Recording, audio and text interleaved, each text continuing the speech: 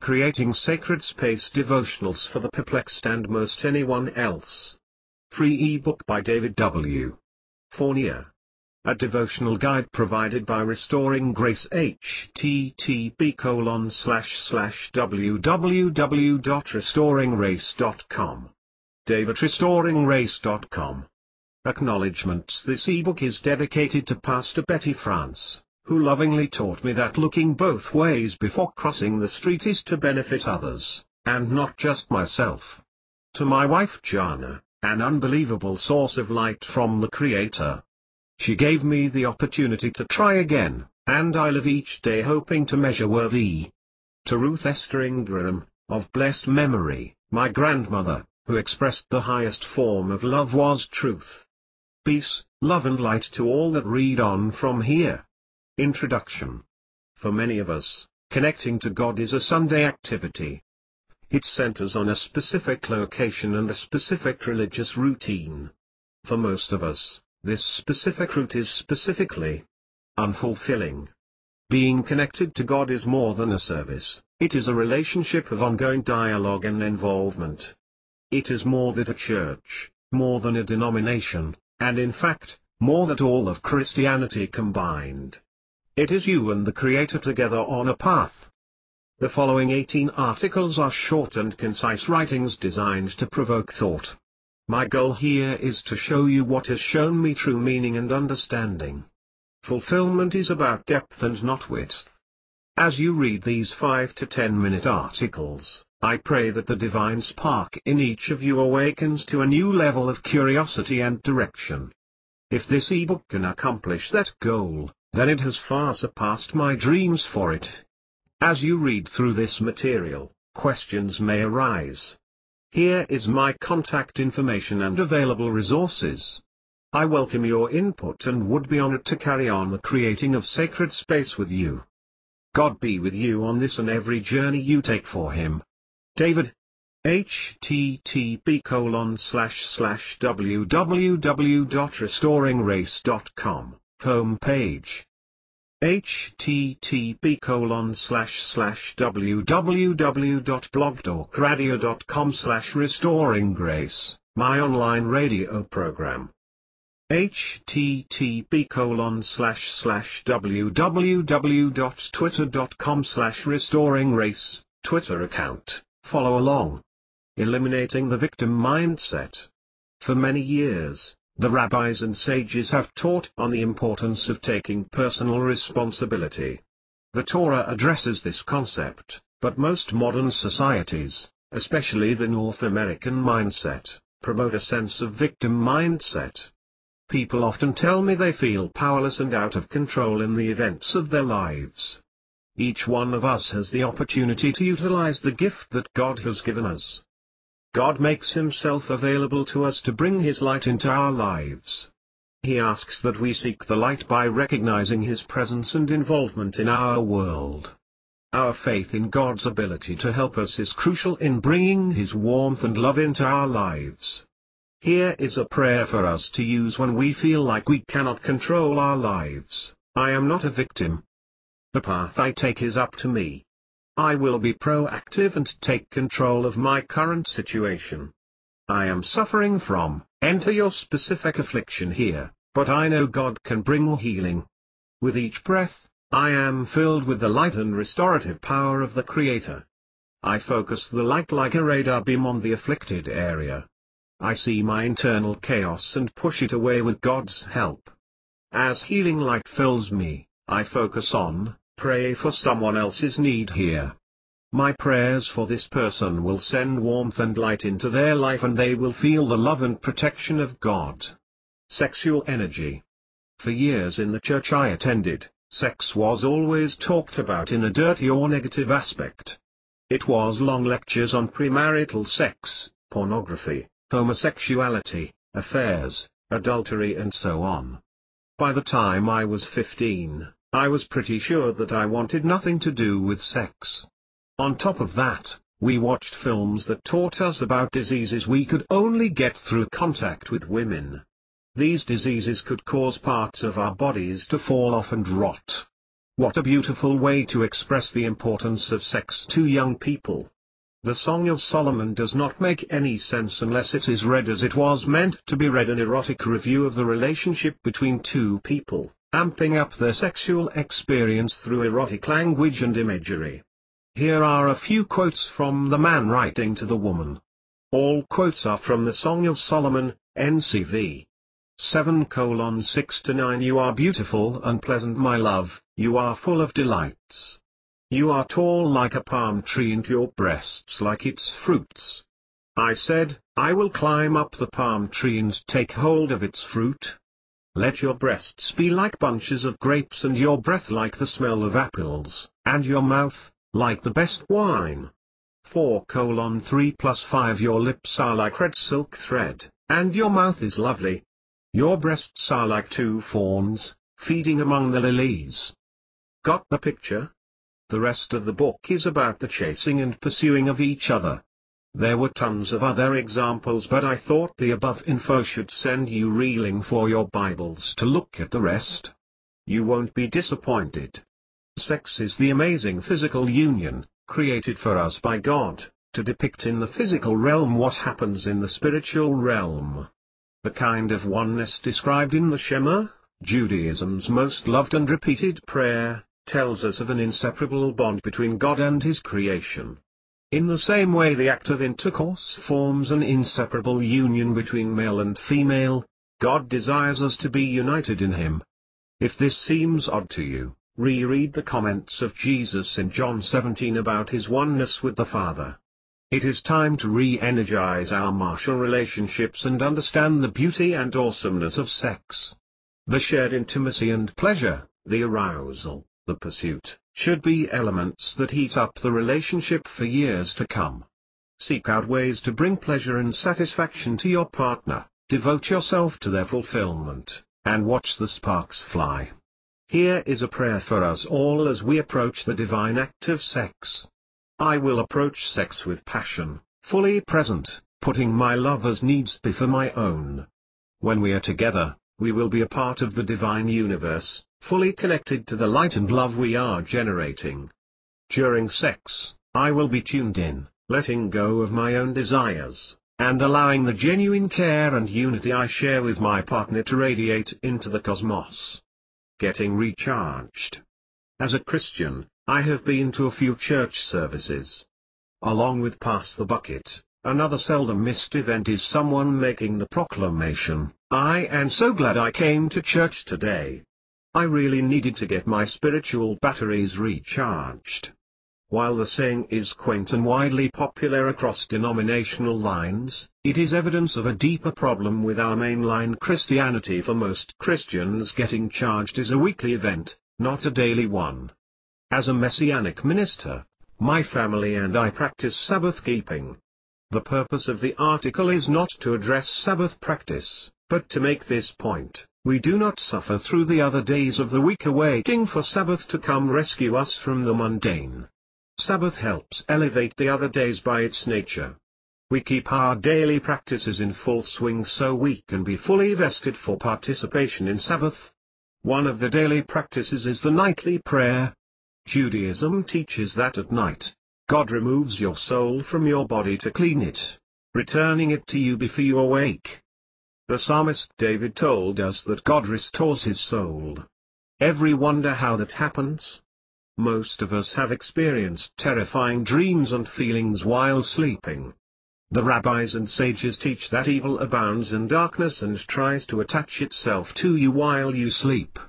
That's why Judaism embraces washing of your hands every morning when awaking. It symbolizes the removal of those evil glances/attempts.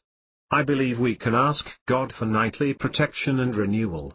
Here is a prayer I like to use before hitting the sheets: I am at peace. As I fall asleep, I clear my mind and allow the light of the Creator into my dreams. My soul is open to the truth, to His love. I feel its ascension. By letting go of the daily chaos, renewal is mine. The Lord God will renew my soul and I will be renewed and elevated each morning. I will share my light with others. As we have discussed before, We have two main purposes here on the earth. First, to learn as much as we can about God and pursue Him for the ultimate and enduring fulfillment of life. Secondly, to help prepare the world, bringing the returned Messiah closer as we overcome the evil with our good. Victims and vampires. As the lyrics go to the song by Shanel, sometimes we need to say goodbye to you, to some of the victims and vampires in our lives. The truth is, and I have no problem telling it like it is, bill collectors are not the only ones you cringe at when the caller ID shows the name that cannot be named. I am talking about the person you just do not want to talk to. Each of us has a responsibility to answer to God for our time, and we often know when the person we are investing in and working with is trying to succeed, or if they are trying to leech off our light. But our own stubbornness will sometimes give us an excuse to go further and longer than we should. Now, you are probably thinking these are harsh words coming from a guy that promotes sharing and investing in people, and in working hard to correct the world. The fact is, we owe it to God to take action when we see precious resources, such as our time, training efforts and support, not reaping a harvest in the life of the person. The sages teach that we only have so many words and so much time before the call home, and to use them wisely. I am very guilty of this offense. I find myself rooting more for their success than they do. What started out as an investment has become a drain. I needed to tell myself the truth. God can take care of the people I cannot seem to reach. That moment of powerlessness was hard to swallow, but had freed me to invest wisely. Jesus himself said, "Do not cast your pearls before swine." Remember, pigs will eat anything, and that is one of the reasons they are pigs. Some people in our lives are not going anywhere, and we need an answer for dealing with them. We know they may never change, but our approach to them can change, and we can use them to grow spiritually on our path. God will even allow these people in our lives for our growth, not just theirs. Here is a prayer for your consideration. I do not want negative, spiritually bankrupt people in my life. Perhaps there is someone in particular you are struggling with. Visualize that person as you read on. I see them going away. I am blocking them from my light and desire for God. I am allowing the Spirit of the Creator to fill and surround me, keeping out other negative forces and people. As more of God flows through me, I attract others full of godly energy and desire. The destructive forces are pushed away, and people who carry those traits are blocked out. One of the true characteristics of spiritual development understands that you and I have power, through God, to take charge of our circumstances. We can change our perspective, which often changes our vision of the situation. Time to let a few people know. Goodbye to the drama. The sin of Adam. The rabbis and sages pore over the texts of Scripture looking for every little jot, every dot, every marker, making sure they have not missed any possible conclusion or outcome to the texts. We owe them a debt of gratitude for their tireless efforts. There are many sacred texts that recount their findings, such as the Mishnah, the Ethics of Our Fathers, the Talmud, just to name a few, and a rather stunning text, some 17 volumes long, known as the Zohar, the Splendor. The Zohar contains many stories about the Torah and the characters that appear within its pages. One such story is the subject of our article. Very few biblical characters are as well known as Adam. Much of the glory of his story has been diminished by the fact he is best known as the cause of the fall of man. We will now turn to a section of the text of the Zohar for a keen insight about Adam. Hear these words. So it is that when a man is about to depart from life, Adam, the first man, appears to him to ask why and in what state he leaves the world. The man replies, "Woe to thee, that through thee I have to die." To which Adam replies, "My son, I transgressed one commandment and was punished for so doing. See how many commandments of your master, negative and positive, you have transgressed." For years I was raised in a church environment that embraced the idea that we currently live in the age of grace, and that the age of the law of Moses is done. The Old Testament is about an angry God, taking vengeance on those that disobey him with acts of violence, death and plague. Surprisingly, this was the whole teaching premise of an early church influencer named Marcin. His doctrines, while as a wholesale we rejected, parts were ingrained deeply into Christian thought and theology. But Adam's narrative here expresses an interesting change in God's approach. God started the age of grace right after the garden, not some 2,000 years later.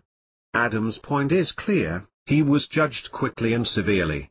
He lost his immortality, his perfect environment and his direct connection with the light of the Creator. You and I do not fall under that same judgment. God's grace started immediately after the Garden of Eden and extends to all today. This is not a license, as mentioned by the Apostle Paul, to sin and expect to live unscathed by God. As a matter of fact, if you are currently living out of fellowship with God, with unconfessed sin in your life, and you are not experiencing God's right hand, remember, he chastises those he loves. Sometimes we allow our connection to get so weak, we think we are not being watched. When Adam comes to me on that final day, and asks me about the what and why of my world, I will tell him I wrote about him once. Maybe he will give me a tour of the world to come, my home after death. Death before dying. This weekend my wife and I rented the documentary, This Is It, starring Michael Jackson. The theme of the film was the rehearsals surrounding the much-publicized return of Michael Jackson to the music world and eventually a world tour. The film starts out recording the auditions for dancers and singers, all whom seemed very emotional about the opportunity to work with Michael Jackson. The remainder of the documentary shows the intense practices, including the spectacular stage settings and mind-blowing props. In my mind, they were way further along in production and overall readiness than I had imagined. I am moving quickly through this to get to the reason I am writing this article. Worth noting, even though I am not a Michael Jackson fan, the DVD is worth the rental. I realize that the documentary was edited to place Michael Jackson in the best possible light, given the many challenges he was facing in his attempted comeback. But I can tell you for sure, not one person in that production was considering the option that they would be soon unemployed because Michael Jackson would die before the show even made its debut. Watching the video and seeing him dancing and singing, I would not have predicted that the so-called king of pop would be gone from this world in short notice. As his story was later revealed, he had been addicted to an assortment of prescription drugs that eventually lead to his earthly demise. Michael Jackson, just a couple of years older than I am today, is dead.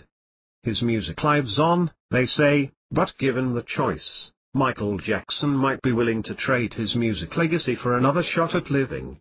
That is the point. Many of us are carrying in us our death, even before dying. I am referring to a spiritual death, the part of us that will not forgive, will not forget, will not love, will not think of others first. Some are carrying the weight of guilt from past failures and disappointments. Some of us have major moral failures in our past that seemingly live themselves out before us every day. This is the work of our adversary, working hard to blind us all from the light of the Creator, lest we see firsthand God's desire and plan for our lives. Here is a prayer for us all. God, in your infinite power, reach into my soul, and in cooperation with the effort I give you, remove the death before dying. Give me the opportunities to right the places I have made wrong, and to accept what is mine and fiercely reject what is not. May the accomplishments that I achieve through this process bring you the glory. Help this be the prayer for us all. I know for many of you reading this article, you believe that Michael Jackson got exactly what he deserved. For those of you that think like that, I pray you get exactly what you have coming as well. For those of us that draw daily from the sweet waters of forgiveness, may God sweeten his judgments against us all, and reward us based on our obedience and not our accusatory actions. God's grace is extended to all. regardless of how we feel towards each other. Today, regardless of how others feel towards you, God's grace and forgiveness are available right now, so that none of us live a death before dying. Think deeply on these things. Dialing God. Prayer is an everyday and commonplace event in the life of Christianity. For most Christians, prayer is what we do when a need arises, a prayer service is called, or a great tragedy occurs. Prayer is when we stop talking to humans and start talking to God. Oddly, the scriptures do not make any mention of prayer in such a light. Prayer is the connection between the upper worlds and us. It reaches into the throne room of God. It creates a conversation between the Father, who is listening, the Spirit, who is making sense out of our words, and Jesus, who is standing in for us. In the book of Daniel, we are told that a spiritual battle fought in the heavens held back the angel from delivering the answer to Daniel. This teaches us the importance of understanding blockages. Blockages occur when we put things over our lives, blocking out the connection of the light of the Creator. When we sin, when we fall short, when we are controlled by our desire to receive for self alone, we cover the light in our lives, much like placing a blanket over a lamp in your home. The light is still on, drawing power and illuminating, but not affecting the environment around it. Some people have deeply concealed, or covered, the light of the Creator in their lives. This explains why some people take much more time and training for them to get back on the path, while others remove one simply obvious blockage and regain their vision. We must understand clearly that any blockage, any restriction that occurs in our lives that holds back the light of the Creator, is in our lives as a result of our actions and choices. We are not victims. Through the power of genuine connectivity with God, we can banish the darkness and obtain the light. Here is a prayer that I think might help. I will quiet the static that blocks my spiritual path. I see chaos and difficulties, negative energy that I have created, standing in the way of my light source. One by one, I remove the obstructions. As I throw them away, the light becomes brighter and clearer. I am connected to God, the line is clear. There is an opening through which my prayers can be answered. We must understand that our path, our growth, is for us to struggle with, work for and enjoy. We must be willing to come to our own rescue. While it is true that the highest wisdom has ordained us to have leaders and guides along the path, we must see how we can affect our own lives through nurturing and developing our relationship with God. Divine circuitry. True spirituality is about connection. The laws of the universe teach us many things, but one that stands out to me is this simple axiom: nothing rises higher than its source. Regardless of what amperage or wattage a bulb might be rated to accept, it can only produce the light based on the provided current. Simply put, it cannot produce anything higher than its established connection. I am amazed with myself at times about how little connection I seem to desire, how limited my own thinking can be. I sometimes treat God like a passenger in my car, just another person along for the ride, when all the time, God desires to not be in the vehicle going places with me. God, in His highest wisdom, desires to be the vehicle that takes me places. Into His presence, into His wisdom, into His world. Why would God want this? Why does He seek us out for relationship and not for religion? Because God is working a twofold purpose in our lives. First, to mend our souls and get us back into the shape of His original plan for us, which is paradise, a spiritual return to the Garden of Eden. Secondly, He invites us to journey with Him to repair/rectify this world to get it ready for the return of His Son, the Messiah. He knows that the ultimate fulfillment for mankind is God's will being performed here on earth as it is in heaven. How is this accomplished? Through divine circuitry. As we share with our fellow mankind, and I mean share ruthlessly, we begin a spiritual vibration that affects the whole world. Sound far-fetched? Look at it like this: if one spark can set off a fire that can destroy thousands of acres, if a person can press one button that ignites a bomb that can blow up an entire city, why can't these events happen in the spiritual world? Because we exercise limited thinking on a daily basis. We live in a spiritual state of awareness instead of consciousness. We think all that is happening is what we see right in front of us. We use our past experiences to meter how our future will turn out. That, by the way, is the tool of the adversary, always using our past to limit our possibilities about the future. Sounds like the adversary works in us rather than in books and movies. Consciousness tells us that this world and our work in it is more than what we see. It is a collaborative effort between God and us. He takes our efforts and multiplies them based on the intention, kavana, of our hearts. He empowers the investment and makes it complete. God said that unless He builds it, all who labor do so in vain. Here is a prayer I use to remind myself to stay connected. I will concentrate on receiving from God for the purpose of sharing. Letting go of my desire to receive for myself alone, I allow the light of the Creator into my realm, connecting me to the divine circuitry of life. By giving and receiving with the right consciousness, for others, I will not share only that I may get something back, and I will not take from others for the wrong reasons. I will spread the light of God and share, knowing that blessings await me and that I will get everything I need from sharing with others. You have to empty a vessel to put more into it. Empty your vessel in ruthless sharing and watch the connection between you and God strengthen and brighten. That is divine circuitry. Finishing what you start. Each of us has an opponent. Much has been written in almost every religious adherence about this enemy. More than the understanding of God, a higher power or a supreme ruler, almost all religious teachings agree on an enemy of our souls. Part of gaining victory over our opponent, which I understand and teach to be Satan, or as Satan in the Hebrew, is recognizing that he exists and looks for opportunities to torment us mentally and emotionally, which he fully understands will impede our growth spiritually and possibly misdirect us on our path. These attempts by the adversary are not always blatant frontal attacks, with a postcard signed, "This attack made possible by the Prince of Darkness." His attacks work inside our ego, the regular grain of our existence. One big area he must operate in is our past. No portion of Scripture tells us that the adversary has the knowledge or ability to know the future. So, he throws the past in our face to blind us from the light of the Creator. Unfinished tasks or goals are one of his favorite playgrounds.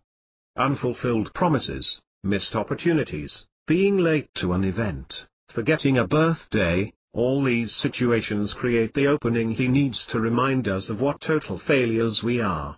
To squelch his attacks, we need to become finishers. Many people can start well, but there is great power in finishing well. The Apostle Paul addresses finishing well in the closing days of his life. Finishing well brings glory to God, the sense of accomplishment and finality to you, and closes the door to the adversary. It is one thing to meet your goals when someone is standing over you shouting, "Get it done." But true spiritual growth, true connection with God gives us the ability to be our own drill instructor, to carry out the tasks we have in our life to help mend our souls and help repair this world. God's plan for us is with His help, to work through our spiritual growth ourselves, gaining the valuable lessons from our experiences. The good news, the great news is, that God, in His highest wisdom, accords us a helper. This helper was addressed in the teachings of Jesus as the part of God that will guide us. This Spirit of God, the Ruach HaKodesh, will give us the strength and direction to not only start well, but to finish well. We need to fearlessly and shamelessly evoke the Spirit's influence in our life, making the Spirit of God a welcomed part of our development. Here is a practical prayer to help us get started in finishing well. Think of an unfinished project that is an obstacle in your life. Decide you are going to finish it and follow through, and begin this prayer. I see the unfinished project/work in front of me. I am going to enter it here, as I visualize myself, enter the process for completion here. I feel frustration and procrastination drifting away. I am getting closer to completing my goal. With each breath I take, I feel the Spirit of God strengthening me on my path. I feel stronger, as the fiery darts of the adversary are being rejected by my partnership with the Holy Spirit, who is guiding me to completion and certainty. Laziness and doubt are gone, and I see myself fulfilled, creating more spiritual space for more of God's Spirit and even greater future accomplishments. Lowe's hardware store has a motto that says, "Let's build something together." It is a great sounding motto, because once you buy their building products, they do not care whether you finish or not. Our motto for attaining the light of the Creator should be, "God, let's finish this together." I hope this helps. Following the path of Jesus. There is a vital and important difference between knowing Jesus and knowing about Jesus. I have never met anyone who has not heard about Jesus, and more to the point, does not have an opinion about him. There is knowledge about Jesus available at churches, study centers, internet and many other available resources. But knowing of Jesus, as in second-hand sharing of information, is not what he spoke about. His entrance into this world was not to introduce a new religion that discusses principles of a system of belief. He came to bring hope to the hopeless, at a time when hopelessness was a national possession. Jesus told us very little about himself, and those mysteries still plague followers and scholars alike. He emerged from a virgin birth, which never is retold in any part of the Gospels except for the actual birth narratives. His family fled to Egypt to avoid a persecution of Hebrew male children that is not recorded in any historical writings of the day. He stayed mainly in smaller populated areas, and his earthly father, Joseph, seemingly vanishes off the map. Jesus did not feel he needed to explain any of these mysteries about himself. He focused his message on the connection between God and himself, giving us the path to have that same kind of relationship with God that Jesus maintained. He was a rabbi of the people, with his only obvious loyalty being to his Father. Some 2,000 years later, Jesus is the recipient of the greatest hijacking in religious history.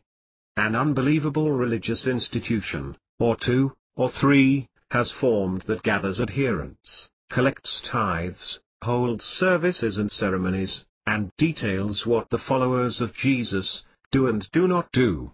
The iconography assigned to him is not even close to the actual picture of the man from Galilee, and many of the teachings and sayings attributed to him are not any words or thoughts he would have had as a first-century Jew. From the millions of dollars in buildings and real estate named after him, to the billion-dollar enterprises known as non-profits all the way down to the book and music industry, raking millions in revenue while yielding very little return to the needy, disenfranchised and broken, Jesus has become a religious brand name. The good news is he is more popular than Diet Coke or the Beatles. The bad news is this: that's not Jesus. I know there are many arguments dividing the Christian religion, but even with those arguments aside, we have created a legend about Jesus and not a reality. Our spiritual landscape is more concerned with awareness than consciousness. Christians are on the path of Christianity, and in turn, missing the path of Jesus. The faith has become a lesson in missing the point. While Christianity is battling to keep itself as the moral police of this country, and any other country, millions suffer and die from disease that could be prevented, illiteracy that could be reversed, poverty that could be relieved, and a host of social challenges and problems that have led the United States to a new world record holder. We are the most medicated society in the history of the world. God bless the churches that have reinvested their money into the needs of their communities rather than air conditioning. God bless the study centers that operate with 80–85% volunteer staff so that more monies can go to meet needs. What moral evils did Jesus battle? What was his hot button? A religious society that turned its nose at the poor and needy and continued to build temples with human hands, that God stated clearly He does not occupy. A brief reading of Matthew 25 should put the priorities of Jesus in clear view. His path is no longer the path of Christianity.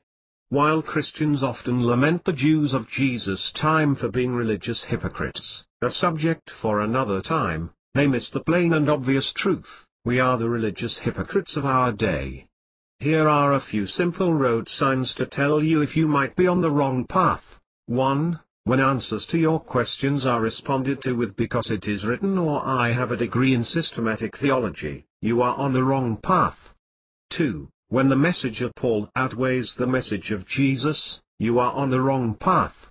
3. When they need more money for a building fund and the missions fund has not grown in years, you are on the wrong path.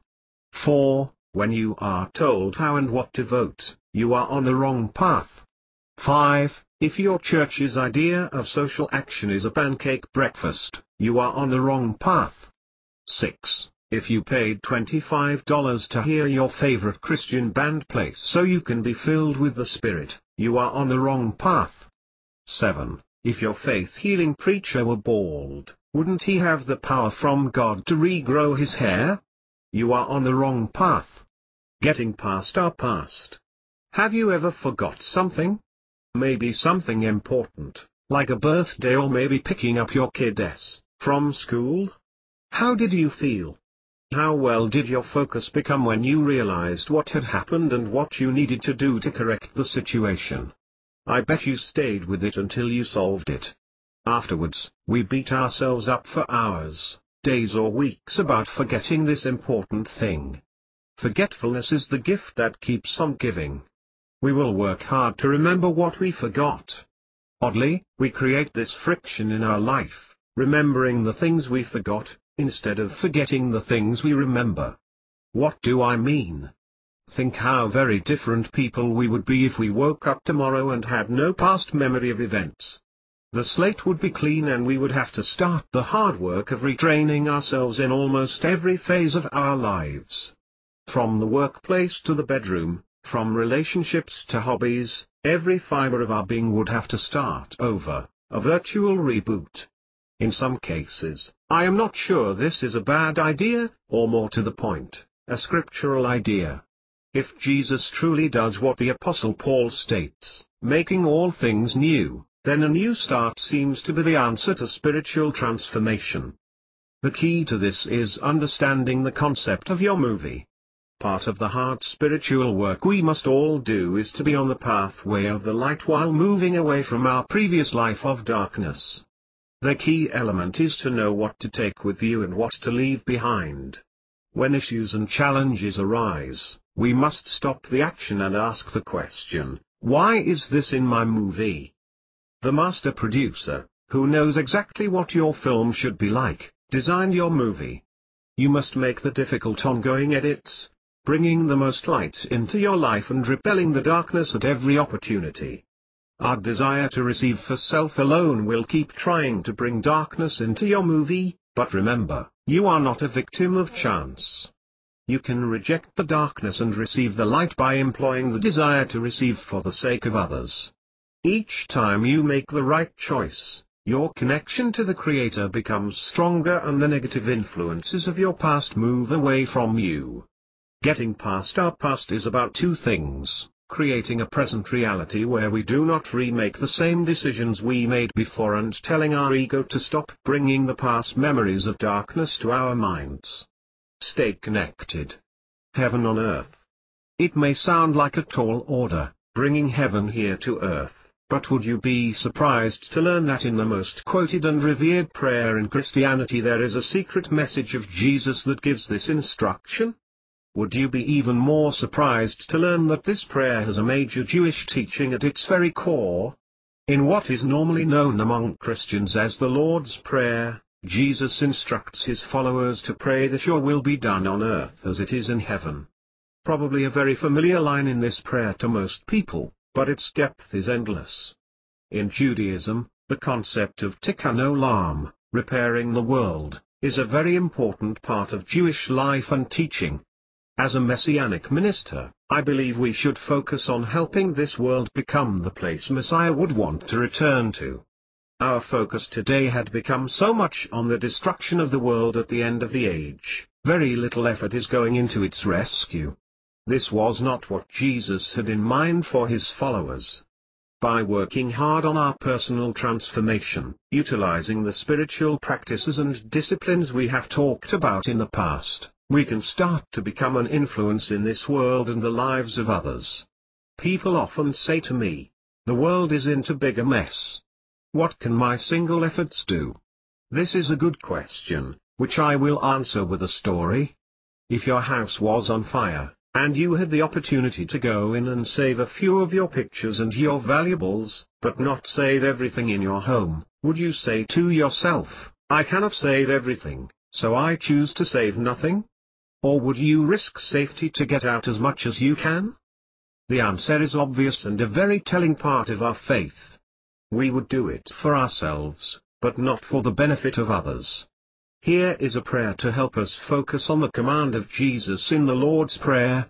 I will experience heaven here on earth. I will work hard to spiritually transform and help usher the return of Messiah to end the pain and suffering of this world. I want to change my state of mind.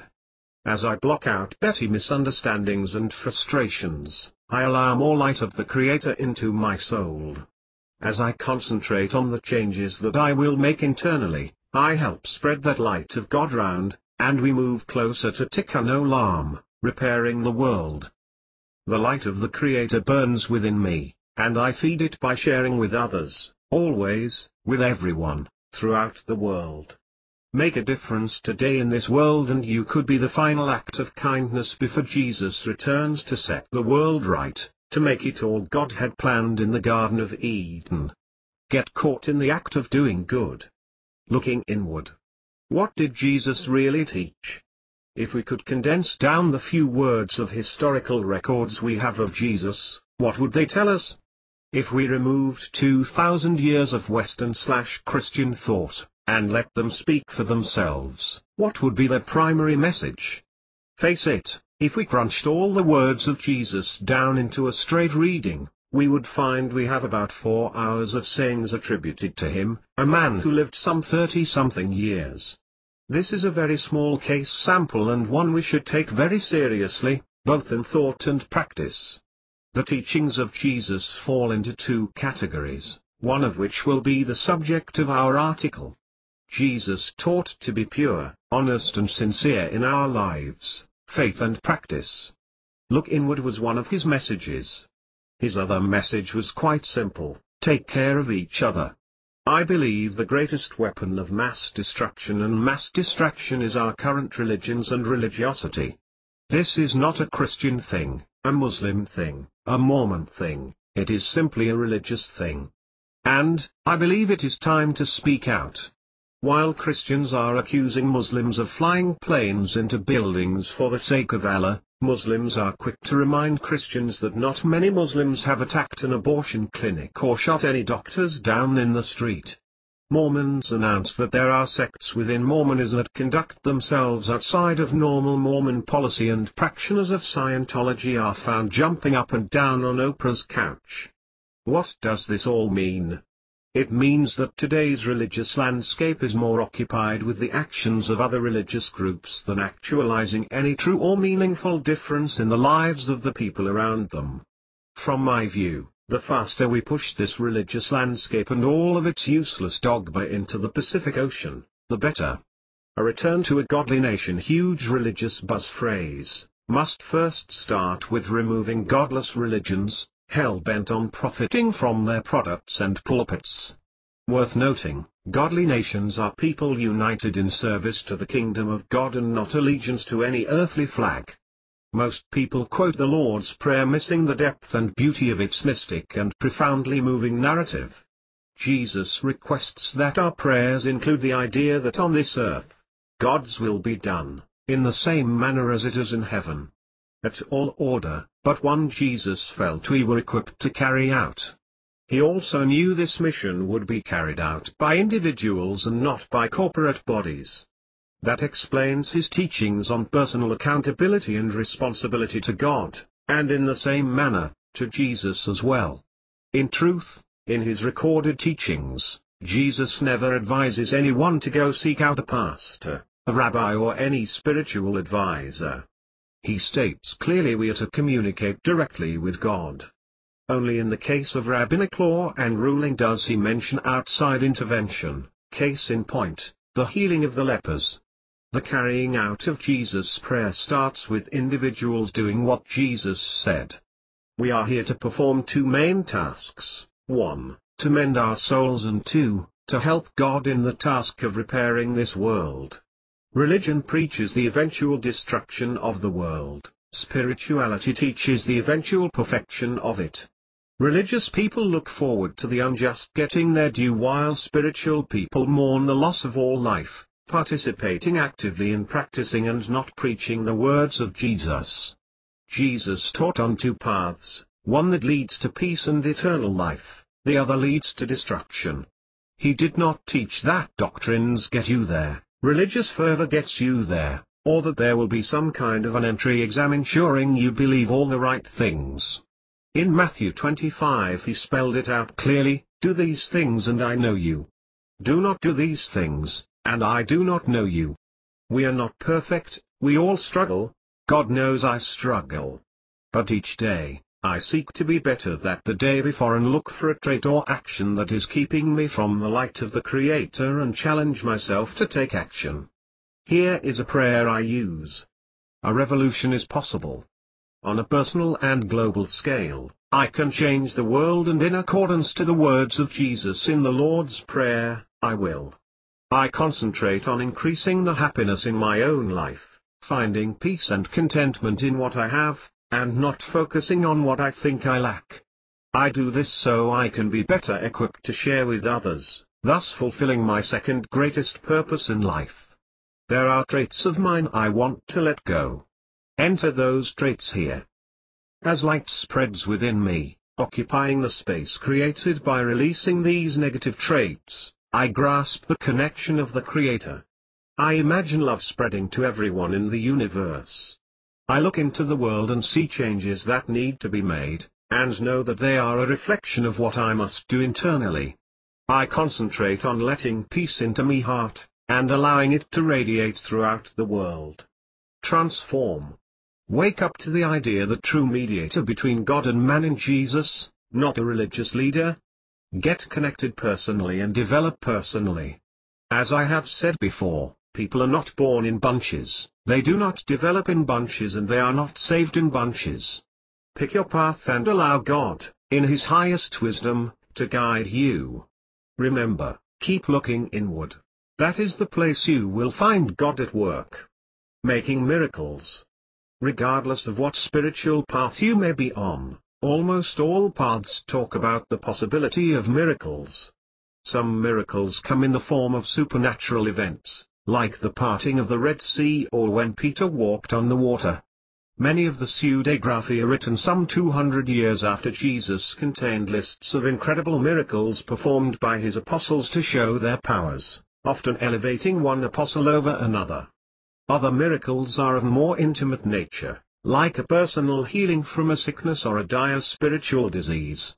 All these miracles require something outside of the normal day-to-day operations of the physical reality. They seem to attract the attention of poets, authors and readers alike with their effects. Sadly, some of the greatest miracles go unnoticed. The day you were born is a great miracle, as a soul created by God took human form and brought with it all the joy, love and hope your life has become. Many have shared your miracle, and you have contributed to the miracles in the lives of others. You may not see your daily miracles as miraculous as the parting of the Red Sea, but they are miracles all the same. Every blooming flower and every sunrise/sunset are miracles. Every laugh that erupts from the heart of a child is a miracle. Waking up this morning and being alive and aware is a miracle, one that did not happen for everyone who went to sleep last night. In trying to find a common definition for a miracle, I hope this helps.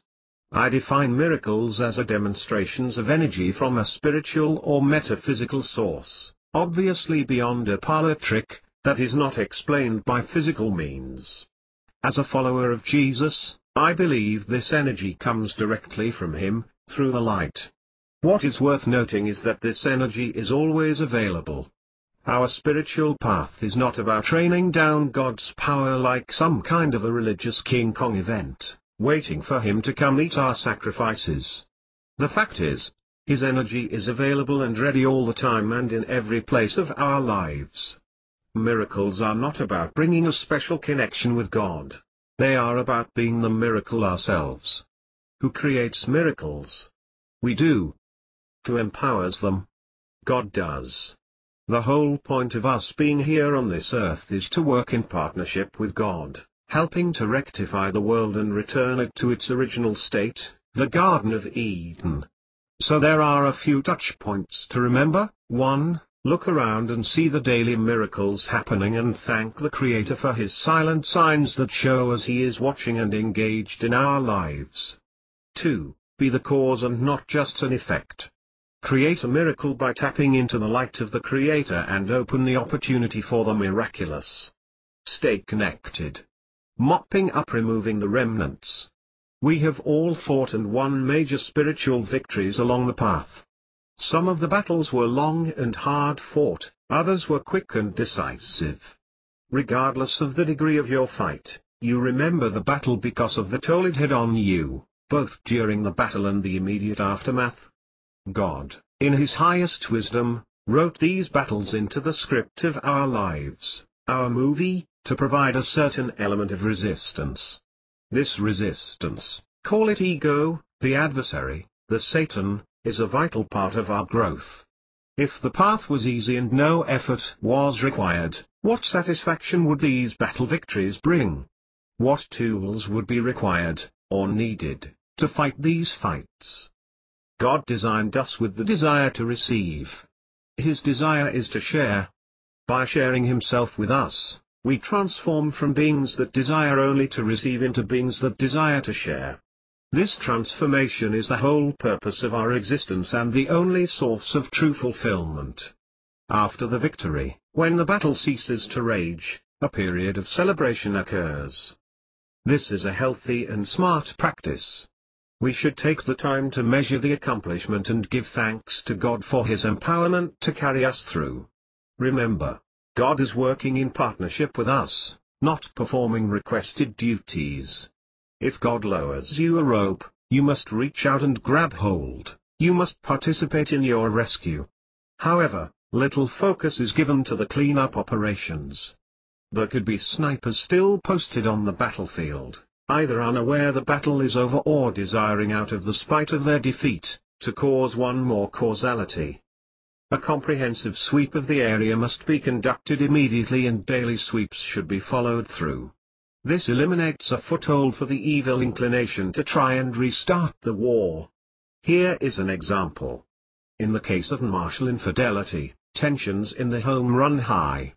Should the woman decide to extend forgiveness and the man is willing to submit to correction and guidance, the marriage has the opportunity to heal.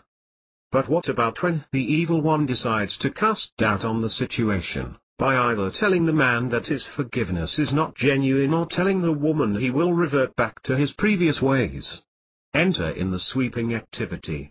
When he goes to work, when he leaves to run errands, he willingly submits to her desire to check up on him, giving her complete freedom to his work, his phone, his emails. His life becomes an open book, removing the power of doubt and thus crippling the adversary. The adversary is not in books, or in movies, or even embodied by Harry Potter. He is in us, looking for the opportunity to return us to the limited thinking that enslaved us before. Here is a prayer for sweeping the landmines left by battle and creating a deeper connection with the light.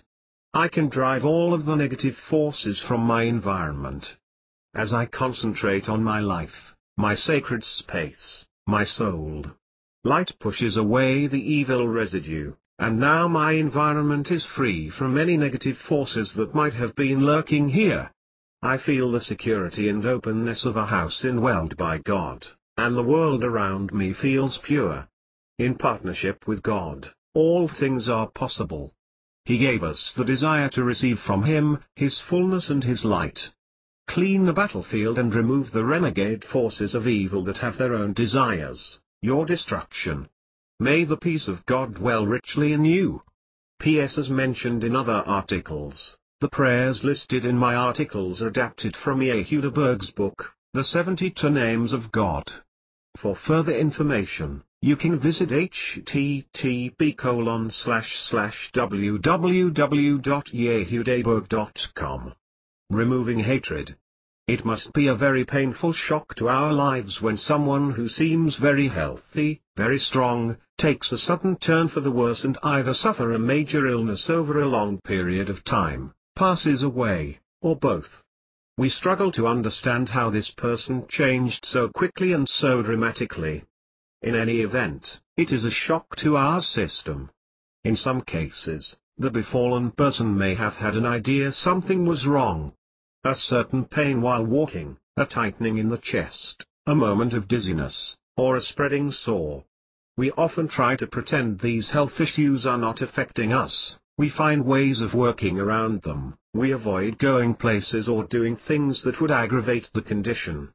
This often leads the people in our lives to wonder if we are okay, to wonder if we do not want to be around them, are we antisocial? If you are a person with the health problems we have been discussing, as soon as you finish reading this article, invest in yourself what the Creator has invested and go get the help you need. For the rest of us, read on.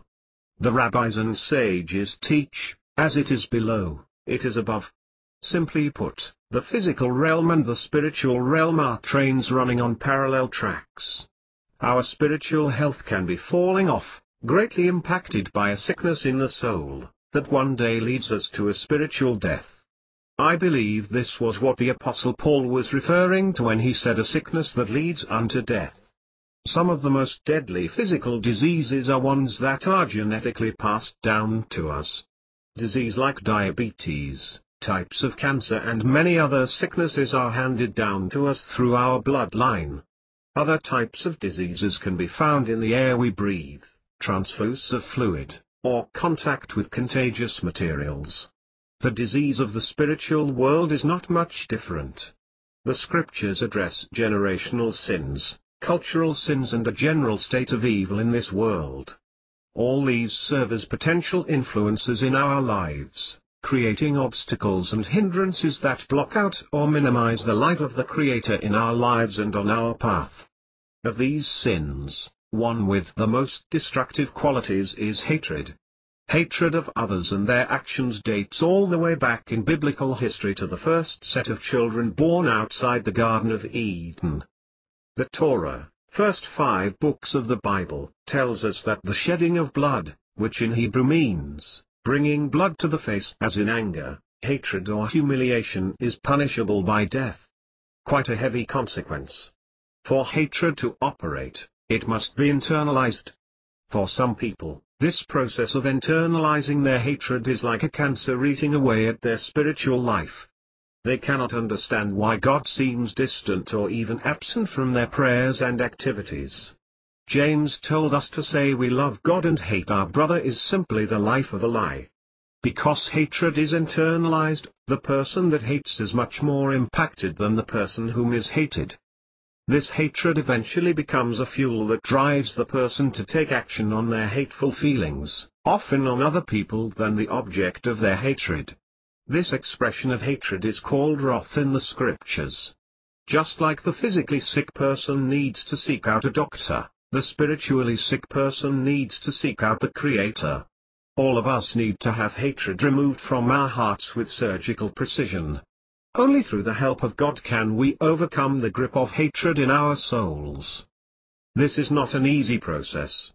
Hate is so much easier to hang on to than love, because hate does not require that you know the person, group or situation deeply. A lot of people hate others for the color of their skin, without ever speaking a word to them. Love, however, takes knowledge, and the more intimate the knowledge, the more intimate the love. To release hatred from us toward another person, we must first admit that we have hatred in our hearts and that it is blocking our connection to the light of God. Secondly, we need to verbalize our desire to remove the hatred. Here is a prayer I suggest. I am going to be honest and clear and remove hatred from my heart. I feel, enter the emotion or feeling here, hatred, envy, malice, etc., toward, enter the person's name or the group's name here, and I desire in the core of my being to let it go. As light fills my heart and soul, light coming through the area I am opening up through the releasing of my hatred, disgust and intolerance drift away, and are replaced by compassion and understanding. I am filled with love, the negative forces are dropped from within. I feel love for all people around me, and release hatred from my soul. To be truly free from hatred also means to truly stop hating. In order to win this spiritual battle, remember two important steps. 1. God, in His highest wisdom, will place opportunity after opportunity for you to practice not employing hatred, so do not be surprised. 2. While God will empower you to win the battle against your hatred, He also expects you to be an active participant. Starting your day, at night. In the creation story, there are hundreds of subtle yet meaningful clues as to the Master of the universe and His soon-coming intervention in human history. The text is loaded with spiritual and messianic overtones, which, with some careful and studious observations, can bring out sections of the text that for most people, lay dormant. One such noteworthy development is the fact that darkness preceded the light. This is one of the reasons that in Judaism, the holidays and Sabbath start in the evening, staying consistent with the biblical creation story. This is also a great spiritual truth present in our daily lives. We often find that through the challenges we face, some of our biggest times of growth come while battling the darkness. As tough as it may be to hear, God, in His highest wisdom, decreed this darkness and placed this opponent in our lives to create resistance to our pursuit of the light of the Creator. Simply put, without the darkness pushing back on us, placing these obstacles in our path, we would go through this life winning every game, achieving every spiritual height, yet being completely unsatisfied and unfulfilled in our life. Also, this darkness reminds us of our constant need of God. This life is a partnership with God. As we strive to do the spiritual work and stay connected to Him, He provides the empowerment and fulfillment to keep us focused. We come to our own rescue. He provides the boat. One of the ways we can bring a spiritual tool from the creation story into our practice is to realize that the day starts tonight.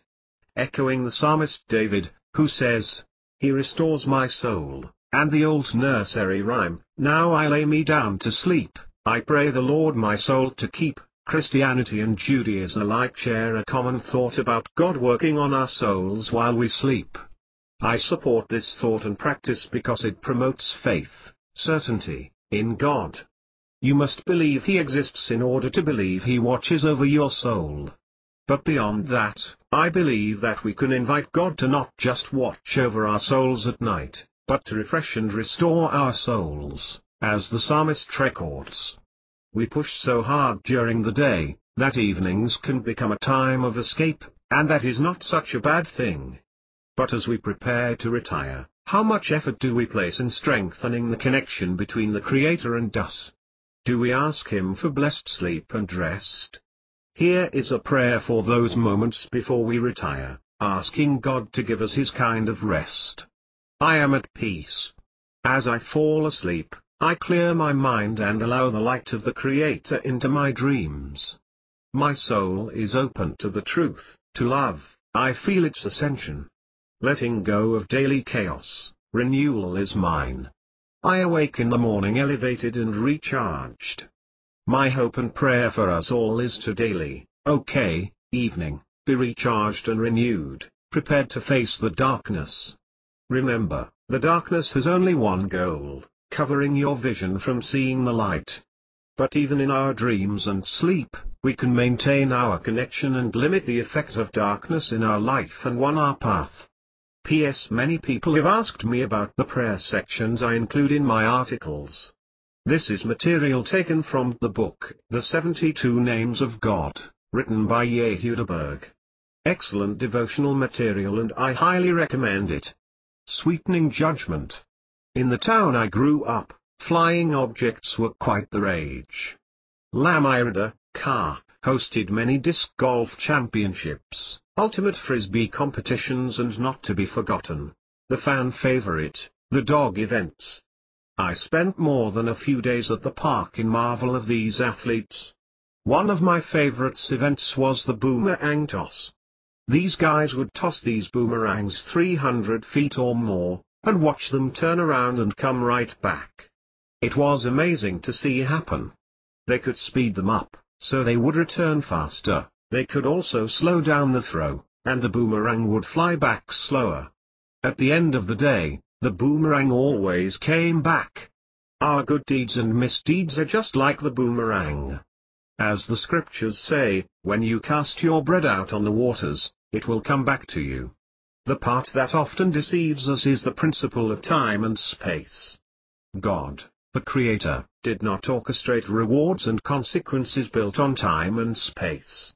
This helps us understand why sometimes when we do good, evil prevails, and when we misbehave, good things happen to us. Because God is the God of grace, He sees our efforts today and can lessen or sweeten the judgments coming against us. By being the people today we should have been yesterday, and all the days before, we can participate in our own rescue. We can influence the divine judge to consider us favorably. What a powerful and amazing concept. To be sure, we must accept accountability for our actions and stop blaming Adam. But we can also be part of spiritual time travel, reaching back in our past and sweetening the judgment of our actions as the consequences are being prepared for delivery in our future. God loves us and wants us to learn from our mistakes, but also He wants us to earn our stripes. Evil is in this world for us to banish, so that we grow and transform into the original design the Creator has for us. Here is a prayer for sweetening judgment. I will spread love for no reason. I will resist my tendencies toward judgment. As I look back on negative words or deeds from my past, I replace them with the light and compassion of the Creator. In doing so, I am participating in sending positive forces out into the universe to replace the negative ones at play.